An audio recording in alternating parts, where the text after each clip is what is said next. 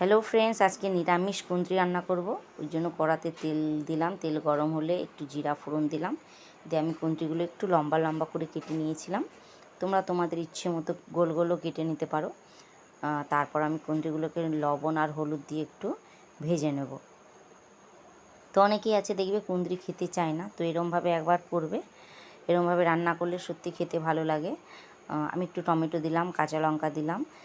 নিরামিষ করলে তোমরা পেঁয়াজটা বাদ দিয়ে দেবে, তো আমি একটু পেঁয়াজটা অ্যাড করলাম। পেঁয়াজ দিলে খেতে ভালো লাগবে, আর নিরামিষে যদি করতে চাও তো পেঁয়াজটা একদমই বাদ দিয়ে দেবে। তো এরপর আমি সব মিশিয়ে নিয়ে একটু লবণ আর হলুদ দিয়ে একটু ভেজে নেব। সাথে একটু জিরে গুঁড়ো অ্যাড করব। জিরে গুঁড়ো দিলে ফ্লেভারটা খুব সুন্দর আসবে, খেতেও ভালো লাগবে। তো আমি আগে প্রথমে এগুলো একটু ভেজে নেব। সবজিটা একটু ঢাকা দিয়ে ভাজবে, এতে কী হবে, সেদ্ধটাও তাড়াতাড়ি হয়ে যাবে। তারপর জলটা যে ছিল জলটা একদম হয়ে গেছে, শুকিয়ে গেছে। এরপরে এখানে আমি একটু জিরে গুঁড়ো আর একটু লঙ্কা গুঁড়ো অ্যাড করব। জিরে গুঁড়ো লঙ্কা গুঁড়ো দিয়ে আরও কিছুক্ষণ আমি কুঁদরিটা এরকমভাবে রান্না করে নেব। এখানে কিন্তু আমি একটুও দেখো জল অ্যাড করিনি এখনও, আর জল লাগবেও না। এরকম লো ফ্লেমে একদম ভেজে নেবে। এরকমভাবে রান্না করলেই কিন্তু খেতে ভালো লাগে।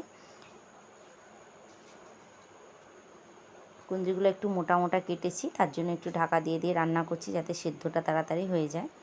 ভাজা হয়ে গেছে। এরপর আমি দিয়ে দিলাম 1 চামচ পোস্ত বাটা। অবশ্যই এখানে কিন্তু পোস্ত বাটাই দেবে। পোস্ত বাটা দিলে কিন্তু ওর ফ্লেভারটা ডবল বেড়ে যাবে।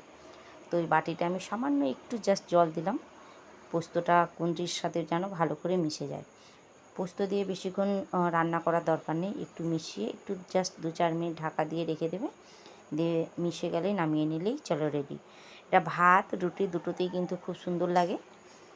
যারা খাওনি একবার ট্রাই করে দেখবে, খেতে অসাধারণ লাগে। আমার সরকারবাবু আগে খেত না, এখন খায় মোটামুটি, এখন সবারই ভালো লাগে। তো চলো টাটা বাই বাই, সবাই ভালো থেকো, সুস্থ থেকো, পরে আবার দেখা হবে। দেখো লুকসটা কি সুন্দর দেখাচ্ছে।